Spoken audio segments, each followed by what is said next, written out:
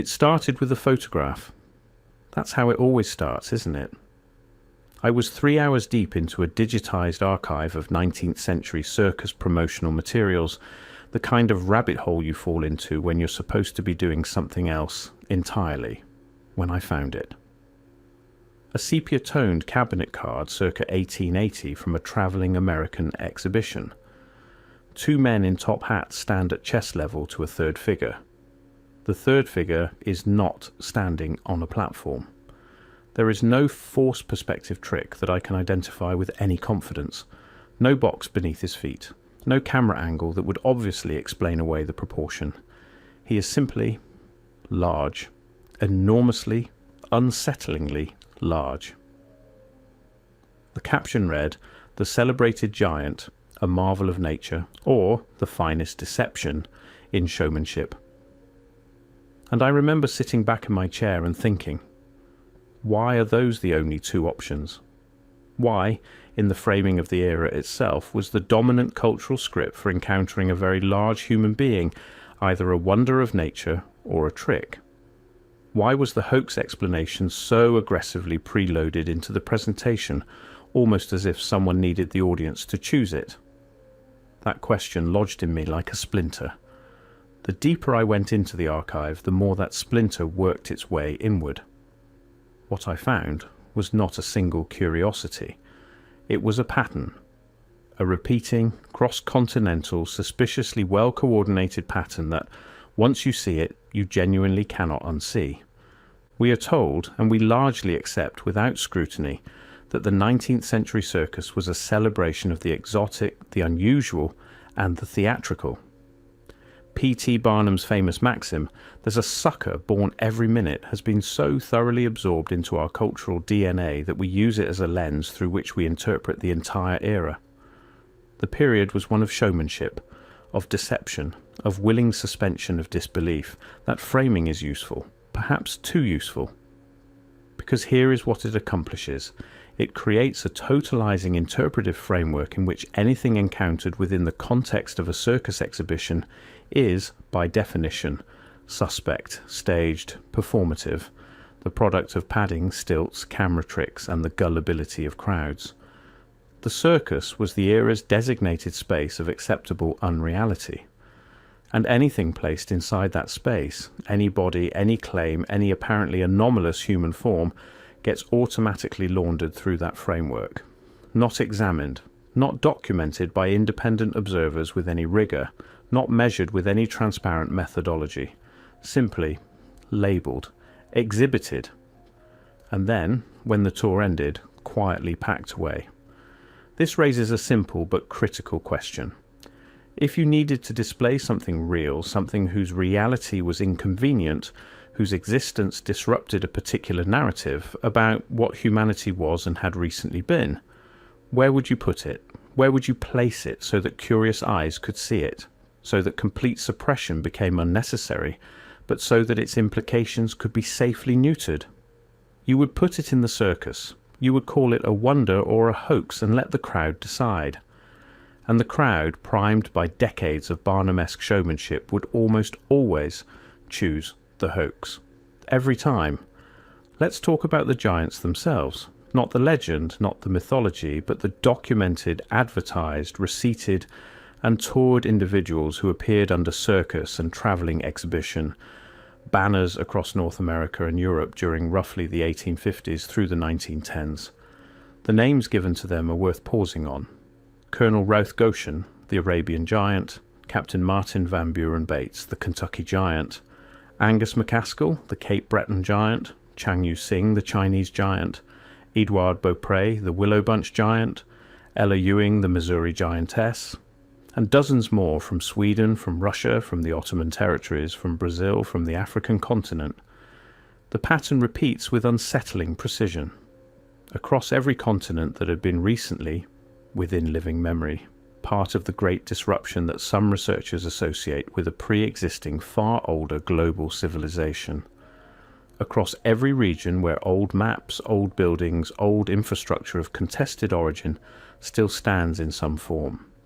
in every place where the bones of the earth still seem to carry the architectural memory of something that came before the world we were told began. All of them appear fully formed in the exhibition record. Almost none of them have robust documentation of their earlier lives, orphaned histories, vague origins, geographic attributions that shift between promotional materials. Arabian, Kentucky, Chinese, labels of convenience, not biography. And here's the strangest part. When you attempt to trace their lineages backward, to find the family records, the birth documents, the parish registers, the census notations that should, in the increasingly bureaucratic 19th century, exist in abundance, the trail goes thin. Very thin. In some cases, it effectively vanishes. Why? Now, I want to be careful here. I'm not a biologist, I'm not a physician, and I am not going to make definitive claims about what human physiology can and cannot produce. But I am going to note something that the evidence appears to suggest, and I am going to ask you to sit with it. The officially recorded heights of the so-called circus giants of the 19th century cluster in a remarkably narrow band. 7 feet 8 inches, 7 feet 11 inches, 8 feet 2 inches. The most famous cases hover just below or around the 8-foot threshold, with a small number of outliers pushing beyond it. This is presented as the natural upper limit of extraordinary human variation. The medical literature of the era frames it as pathological gigantism, acromegaly, pituitary abnormality. The circus framing reinforced this. Here was a body produced by malfunction, by excess, by nature gone wrong. But consider the skeletal record. Not the circus record, the skeletal record. Reports of excavated remains appearing throughout the 19th century in newspaper accounts from across the continental United States, from Ireland, from Turkey, from Peru, from the islands of the Pacific, describing bones of apparently human morphology at dimensions that exceed the circus-era figures considerably. 9 feet, 10 feet, 12 feet in the most extreme accounts. These reports are almost universally dismissed today on the grounds that they appeared in newspapers, and 19th century newspapers were sensationalist, unreliable, and editorially undisciplined. The official explanation collapses right here for me, on that point alone, because the same newspapers that are deemed too unreliable to transmit accurate skeletal measurements are considered entirely reliable when they document elections, legal proceedings, business transactions, and the statements of presidents.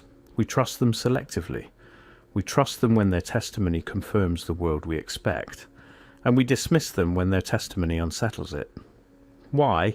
Here is where we arrive at something that I find genuinely impossible to ignore, no matter how many times I approach it from a skeptical angle. The campaign to frame large human individuals as circus performers, as entertainments, as pathologies, as hoaxes or marvels, was not an American phenomenon. It was not a British phenomenon. It was not even a Western phenomenon. It was global, simultaneous, and extraordinarily well coordinated for a world that did not have telecommunications. In the 1860s and 1870s, while Barnum's exhibitions were establishing the interpretive template in the northeastern United States, travelling exhibitions with strikingly similar framing were operating in France, in the German states, in the Russian Empire, in the Ottoman capital, in Calcutta, in Shanghai, in Cape Town, and in the cities of South America. Different languages, different promotional traditions, different cultural contexts for spectacle and wonder, and yet the same essential message, reproduced across all of them. This large person is either a natural aberration or an elaborate deception. Choose one. Move along. Not an organized movement, not a conspiracy with named architects, not a coordinated campaign with a paper trail, but a cultural convergence so uniform, so simultaneous, so consistent in its core logic that it demands an explanation. Think carefully about what global coordination in the 19th century actually required. You needed transportation networks, you needed communication infrastructure, you needed institutions, press organizations, scientific societies, governmental bodies willing to adopt and amplify a consistent framework. And you needed all of that to happen organically and spontaneously across cultures that were simultaneously engaged in massive geopolitical conflict with one another. Does that seem more plausible to you than the alternative? That there was something, not a conspiracy, but a shared institutional interest, a shared epistemological need, in making certain kinds of bodies legible only as entertainment. I want to approach this carefully, because this is where the territory becomes most contested, and where intellectual rigour matters most. There is a growing body of researchers working outside of academic institutions, largely self-funded, largely dismissed, who propose that the civilization we call Tartaria, which appears on European maps with striking prominence from the 16th through the early 19th centuries before abruptly vanishing from cartographic and historical consciousness, was not simply a geographic designation for the steppe regions of Central Asia. They propose, with varying degrees of evidence and varying degrees of interpretive restraint, that it was the vestige of something older, a civilization of different scale, different proportion, whose physical infrastructure, the wide corridors, the grand arches, the enormous doorways, the strikingly high ceilings of buildings, we are now told, were constructed by relatively recent populations for entirely conventional purposes, was built for bodies that were not the same as ours. I am not going to tell you that this is true. I am going to ask you to look at the evidence they've assembled and ask yourself whether the official explanation that all of those doors and ceilings and arches were simply aesthetic choices, expressions of ambition, monuments to ego, fully satisfies you. And I am going to ask you to hold that question alongside the Circus record, because here is what the evidence appears to suggest when you lay them next to each other. In the same decades during which the last of the old architectural world was being demolished, remodelled, or absorbed into new institutional use, roughly 1820 through 1910, a wave of unusually large human individuals appeared in the public record, were immediately absorbed into the entertainment infrastructure, and were systematically framed as either pathological or theatrical. Not political refugees, not living representatives of a displaced people, not the inheritors of a physical tradition from a different era of human history. Freaks or fakes. This is the part that quiets the room. Several of the documented circus giants of the 19th century died in institutional or exhibition, custody, and their remains were retained, not returned to families, not interred with the dignity extended to ordinary citizens. Retained, Edouard Beaupré, the Willow Bunch giant, died in 1904. His body was displayed in a travelling exhibition for years after his death. It was eventually acquired by a university where it remained as a specimen for decades. His family's requests for the return of his remains for proper burial were not honoured for the better part of a century.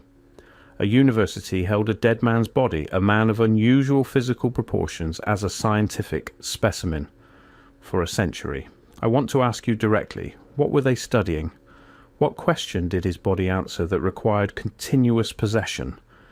What was it about his physical form that made institutional retention preferable to burial? The silence that surrounds these questions is not the silence of incomplete record-keeping. It is a specific shaped silence, the kind that forms around something that certain institutions have collectively decided not to discuss. Once you sense it, that silence becomes its own kind of evidence.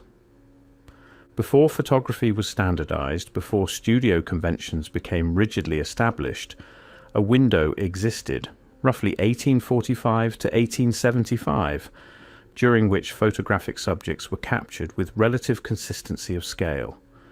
The technology was new enough that systematic distortion for commercial purposes had not yet become standard practice. The conventions of trick photography were being invented in real time, and their signatures are often, to a trained eye, detectable. In this window, the photographic record of large human individuals is striking. There are images, I have spent considerable time with them, in which the proportional relationships between subjects are not easily explained by any combination of perspective, platform, footwear, or lens distortion that I have been able to identify. where the geometry of the image simply resists the hoax interpretation. Not in every case, not uniformly, but in enough cases, with enough regularity that the question will not resolve cleanly. And in almost every case, these images were produced for or acquired by Circus Promotion, which means they enter the archive already pre-labelled, already interpreted for us. The caption tells us how to see, and we see accordingly. What would we find, I wonder, if we stripped the captions away? If we looked at the photographs, as light hitting a sensitized surface and recording what was there, rather than as circus ephemera?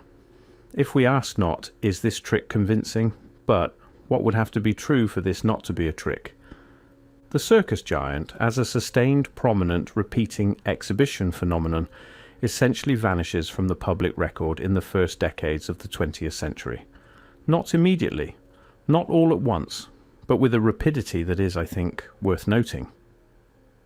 The early 1900s bring new institutional frameworks, the modern research hospital, the newly professionalized discipline of anthropology, the consolidating authority of national museums and scientific societies.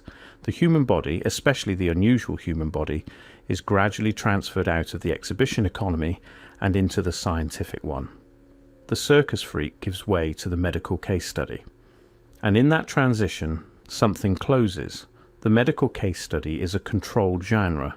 It circulates within professional networks, behind the paywalls of academic journals, within the institutional walls of teaching hospitals. It is not public. It is not available for independent examination. It is interpreted by credentialed professionals and reported in terms that the layperson is expected to accept on authority. Was this transition a natural evolution of scientific practice? Perhaps, probably in many ways, yes. But I want you to notice what it accomplished. It moved the anomalous body from the public gaze to the professional gaze.